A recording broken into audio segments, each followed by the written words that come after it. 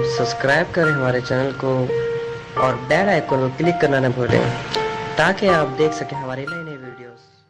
While Modi may have charmed Bear Grylls, the world and our current president, within India he's an increasingly controversial figure because his government has pursued a steadily escalating persecution of religious minorities. Persecution so intense that for the last 2 months, Indians across the country have been taking to the streets in anger. On Sunday in New Delhi, the protests turned violent.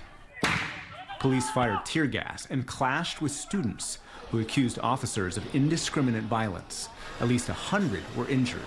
At one point, protesters torched public buses. Yeah, and burnt-out buses generally aren't a sign that people are happy with you. It's the gesture that says, you suck so hard, I don't even care how I get home. And if citizens in the world's largest democracy, home to over 1 billion people, are either wearing masks of Modi or marching in the streets, it seems like tonight it might be worth exploring why that is, where things could be heading, and why calling Modi the father of India is stupid at best and dangerous at worst. And let's start by acknowledging Modi's significant appeal, because he has an inspirational personal story. He grew up poor and rose from selling tea on railway platforms in Gujarat to running that state and eventually the entire country. His election in 2014 was actually the subject of our very first show, back when he looked the same and I looked 30 years younger. Can I just say, if this is happening because someone is slowly poisoning me, please do it faster. Now, Modi ran as a populist, and since becoming Prime Minister has taken one big swing after another, often with the goal of improving the lives of the poor. And he's had some success there. He's delivered new cooking gas connections to 72 million poor families, and he fulfilled a campaign promise to build over 110 million toilets, which is a big deal. That addressed a major public health hazard, so much so that a few years back, UNICEF India launched a catchy campaign called Take Your Poo to the Loo. First thing in the morning, what do I see? A pile of shit staring at me. I close my eyes, I step away.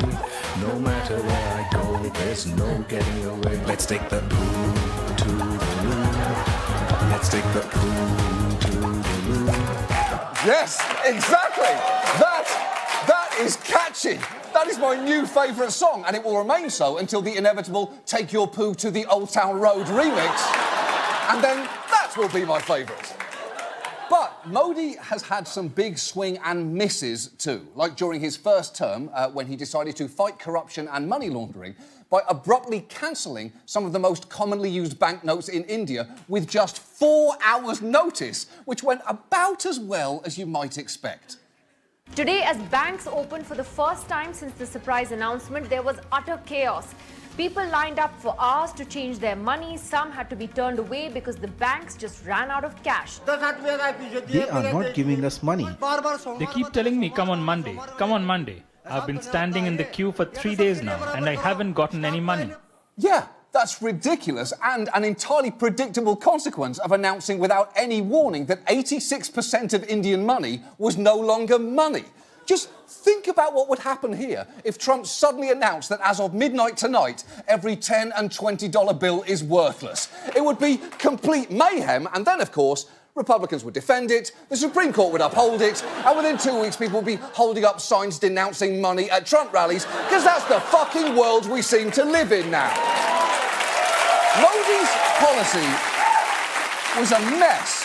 It caused complete chaos, and it didn't even make a dent in corruption and getting